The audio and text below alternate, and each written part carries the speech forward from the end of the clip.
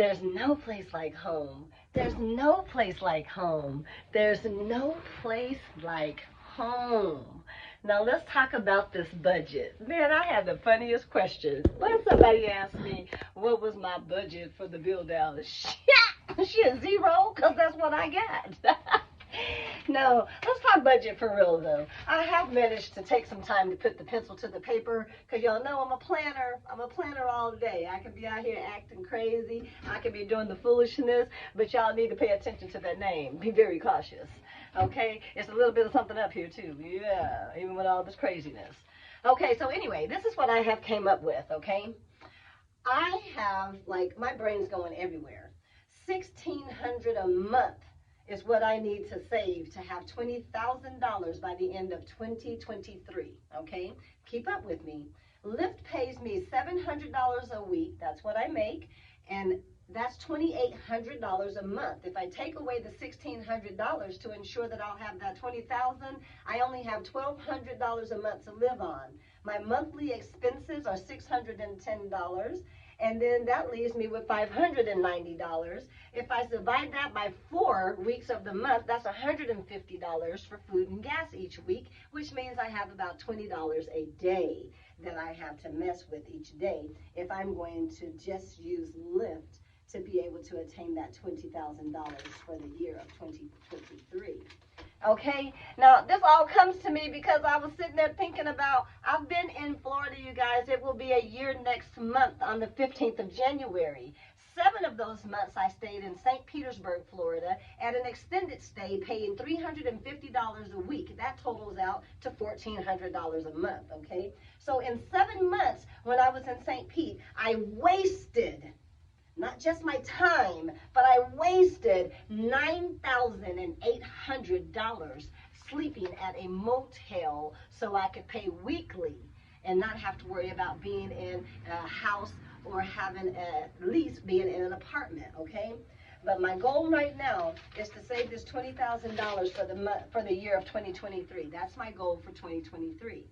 But in the midst of trying to find out everything, I found out that the payoff for my car is $14,000, okay? Not that I'm too concerned about it, because now that I'm thinking about paying off the car, by the time I would have the money to fully pay it off, the miles will be so horrendous on it that it's probably going to be on its last leg. Thank God I don't have rent and utilities, because the money that I'm saving and putting back to pay off the car will be there should the car break down, and I can use it to just buy me another cash car or get a better car making those payments since I don't have rent and utilities, okay? Y'all keep that in mind. I'm going to keep throwing that up. I don't have rent or utilities now. So all money that I bring in is my money, okay? All right.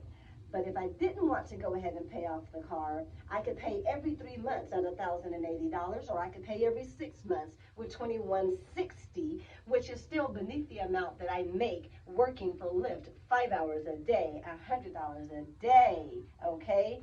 That's what I'm talking about. Now, if I get a job making at least $1,000 a month, not $1,000 a week, $1,000 a month, guys, that's like a half-ass job, if anything. If I get a job making at least $1,000 a month, then that adds to what I'm making with Lyft, and that puts me at $3,800 a month.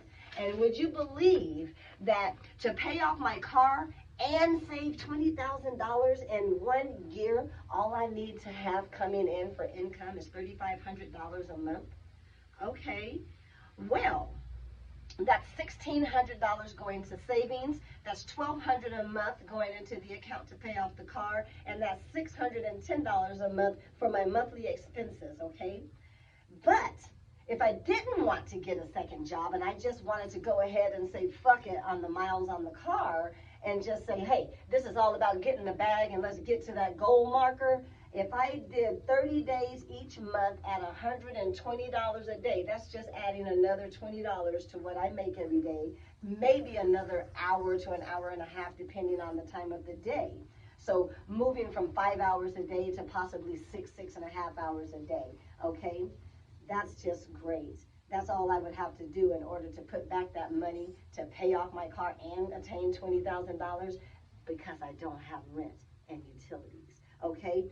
After the car is paid off, should I decide to just focus on that, My monthly expenses are only $250 a month, you guys, and that's with me making $2,800 a month, working for Lyft, working the just basic 5 hours a day, okay? And that's gonna leave me with what, $2,600 a month, free and clear, and I still can take that $1,600 out of that and have $1,000 to play with, okay? So when you all say, what is your budget? I'm just going to have to tell you to watch me work.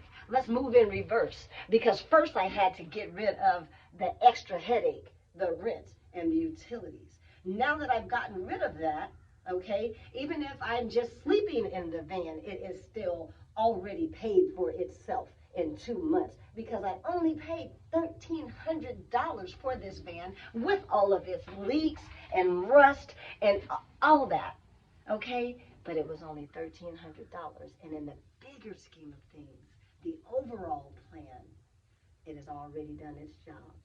That's the budget for 2023. Let me know if you have any more questions.